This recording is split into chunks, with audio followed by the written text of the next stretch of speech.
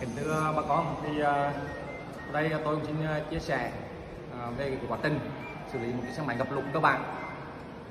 Thì trước tiên thì chúng ta sẽ tháo cái bogie để kiểm tra nước trong động cơ. Thứ hai nữa là chúng ta sẽ tháo lọc gió để mà vệ sinh lọc gió khi mà nó ngập nước nó sẽ ướt. Đấy. Thứ ba, chúng ta sẽ xả xăng thường, kiểm tra nước đồng trong bộ chế ổ khí trong bên xăng.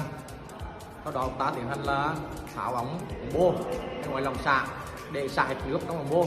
Thành trường hợp là ống bô nó bí thì ống bô nó sẽ khó nổ. Và những trường hợp xe nào mà bị ngập lụt quá bên xăng, chúng ta tiến hành là phục hết xăng trong bên xăng và lau sạch sẽ bên xăng. Sau khi xong rồi chúng ta mới tiến hành là kiểm tra dầu nhớt trong động cơ có lẫn nước hay không, và tiến hành là cuối cùng chúng ta sẽ bật khóa điện và để hoặc đạp máy vài lần. Sau đó mới tiến hành là lắp lại hoàn thiện bogie cũng như lọc gió và tiến hành cho động cơ nổ, đảm bảo xe chúng ta sẽ có ảnh hưởng đến động cơ sau này.